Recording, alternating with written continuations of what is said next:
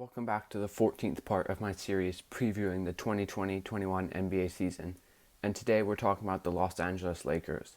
So, last season the Lakers finished with a 52-19 record.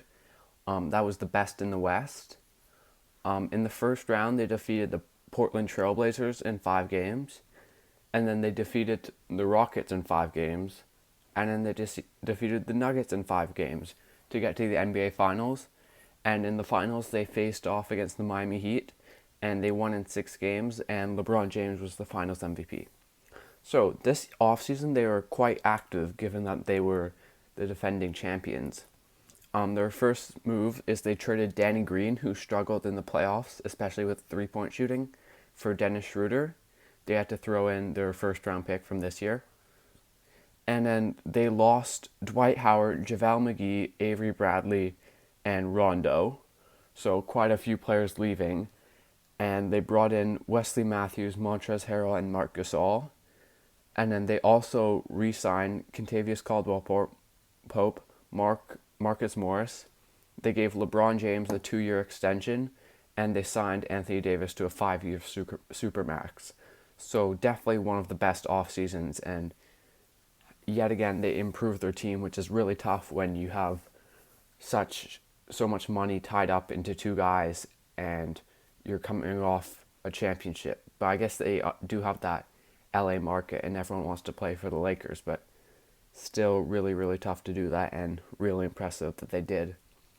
So if we look at a projected starting lineup, I think their crunch time lineup could be a bit different, but their starting lineup, I think it could be LeBron James, Wesley Matthews, Kentavious Caldwell-Pope, Anthony Davis, and Marc Gasol. So at the point guard, or the primary ball handler, LeBron James. I think we all know how good LeBron James is by now. 25 points, 10 rebounds, 10 assists, 8 rebounds last season. Just really, really good. The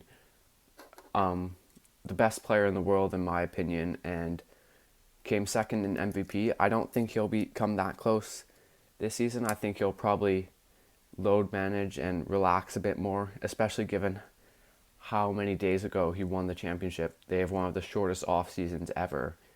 So he's definitely going to be not going as hard this season. He might take a few games off, but as long as he's ready for the playoffs, I think the Lakers will be okay with that. And the thing that's really impressive about LeBron is how he's changed his game as he's gone older. Before he was just a monster attacking the rim, and that's what he'd do every possession. But now he's picking and choosing his spots on both sides of the ball. He's become more of a playmaker, more of a shooter, that type of thing. And I think he'll continue to be a good player. And I think if he can stay injury-free, he's still going to be the best player in the world. And I think he's going to help the Lakers in their charge to win the championship this year. And the playoffs is what he's going to be focusing on, so a bit less in the regular season, but really still going to be ready, and he's just a really good player. So at the shooting guard, I suspect Schroeder will be in there for crunch time, but starting lineup, sort of replacing Danny Green, Wesley Matthews. He's like a 3-ish ND player. His 3-point shot's a bit inconsistent, but pretty solid defender, and it'll just be a solid piece for them, and it's kind of what you need around LeBron. And then KCP obviously got that contract this offseason, and well deserved, as he was probably their 3rd best player in the championship run, just stepped up a few times. He's a 3-and-D guy, good shooter. LeBron plus shooters is a proven recipe for success, and KCP is obviously a key piece for the Lakers, and I think he'll have another good season this year. And then Anthony Davis, another player who we know how good he is. 26-9 last season, was 2nd in Defensive Player of the Year voting. He has that two-way ability. He really, really is their leader defensively, and really that's almost his main contribution to the team. One of the most unstoppable players on offense. Not many people can guard Anthony Davis. Just was his ability to shoot. Obviously, we all saw the game winner against the Nuggets in the playoffs. But also, he can dominate inside. He can block shots. really everything you want out of a big. And I think he'll continue to dominate this year and could be in the MVP running. If I had to bet on someone to win MVP out of LeBron or AD, I'd probably bet on AD, just because I think LeBron will be taking less shots than AD and more looking to set up AD, as long as Anthony Davis can stay injury free. So, and then at center, Marc Gasol. I mean, I think this was a good pickup for the Lakers. He is declining a bit. Last season for the Raptors wasn't really as good, but when he was playing, just 8 points, 6 rebounds. Obviously gives you great passing and could be the hub of the offense. And with him and LeBron, just so many smart players on the floor. Obviously, they lost Rondo, but Gasol is also just a great leader defensively. Always knows where he should be, always knows where everyone should be, and is just really a player with high basketball IQ. And just, he can shoot the three a bit, so that's great. And then just defensively, just being in the right position and being really the leader defensively from the center position, he's going to help them out a lot. And off the bench, Dennis Schroeder. I mean, it's impressive that the Lakers got him for only Danny Green and a first. 19 points a game last season. Obviously likes to do most of his damage in the mid-range and scoring inside. Historically, he's not a great three-point shooter, but last season he really improved, especially on the catch and shoots. So he's really going to need that skill, obviously playing with LeBron. And where I think he'll really shine is in non-LeBron minutes. Obviously, that was a big concern for the Lakers last season, and it turned out all right, but Schroeder is really going to take that to another level where they can be positive without LeBron on the floor, with him being the primary ball handler and creating for others and creating for himself. And then Alex Caruso, I mean, there's a reason Laker fans love him, and it's not just because he's a huge meme. It's because he plays hard every time he steps on the court. He gives you the defense, he gives you the shooting, just everything you want out of a LeBron teammate and out of a bench player. And they have Kyle Kuzma, who is also ridiculed upon. I mean, probably in a more mean and malicious way than Alex Caruso, but still a solid player. Can give you 12 points, 4 rebounds, can score a bit, just that type of thing. Might take a jump this season, we don't know. Definitely has a lot of potential. And then Markieff Morris, just another player that plays hard, doesn't give you too many points or stats or anything like that, but you know when he steps on the court, he's going to give you 100%. And they signed Montrezl Harrell, the winner of the Sixth Man of the Year. I mean, last year was just a really good player in the regular season, and that's how I think they're compensating the regular season, with maybe LeBron doing a bit less, adding Schroeder and Harrell.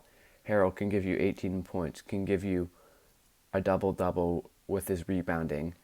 Not super tall, but really plays hard when he gets on the court. And I feel like that's a theme with this whole Lakers team, is they're really playing hard and giving it 100%. And, you know, just everything he can do, finishing inside.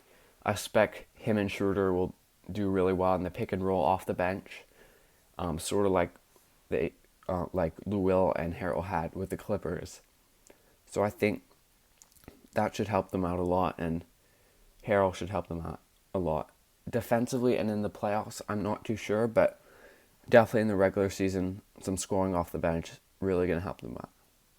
So the positives with this team is they were the defending champions, and I think they got better this offseason, adding Schroeder, adding Harrell, adding Gasol, just players like that are really going to help them out. And then they have the stars, LeBron and Anthony Davis, 2 of the top 7 players. LeBron probably the best.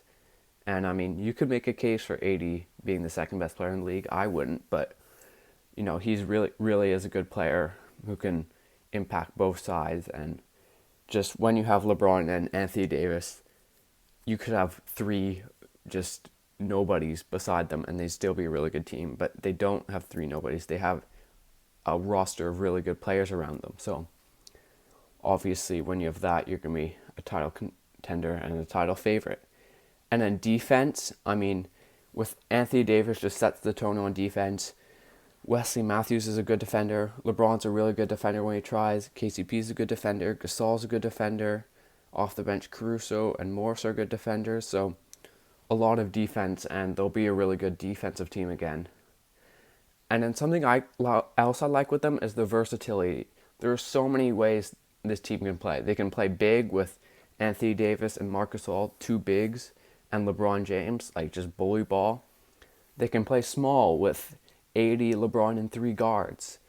They can have a lineup with a lot of shooting around AD and LeBron. They can have a lot of scoring around AD and LeBron. They can have a lot of defense around AD and LeBron. So there's so much they can do with this team, and they know how to play in so many different ways. And that's was a huge part of them winning the championship. It's against every team they could play in a different way, and they could really, really just confuse other teams, and just you can't really game plan against them, because if you game plan stopping them one way, let's say you're stopping them scoring in the paint, well, they have players like KCP and LeBron and AD and Schroeder who can score on the perimeter, and that's just really tough. And that's really one of the reasons why I think they're the favorites for the championship. And then they're a really deep team. I mean, obviously adding the top two and the sixth man of the year last year is really going to help you out off the bench, and they've done that. And then their crunch time lineup is just incredible. I think it would be AD at center, LeBron, Schroeder, KCP, and someone else. So maybe that is Gasol, maybe it's Kuzma, maybe it's Caruso, you just don't know. And that's a really scary lineup that no team wants to go up against. Some of the negatives, I mean, if LeBron or AD were to get injured, that could really hurt them. Maybe LeBron is a bit worse this season, and maybe they don't quite have the great shooting, but didn't have great shooting last year, and they still won it. So really not too many things to be worried about with this team. And all these reasons are why I think they'll be the one seed this season. Anyways, thanks for watching, guys.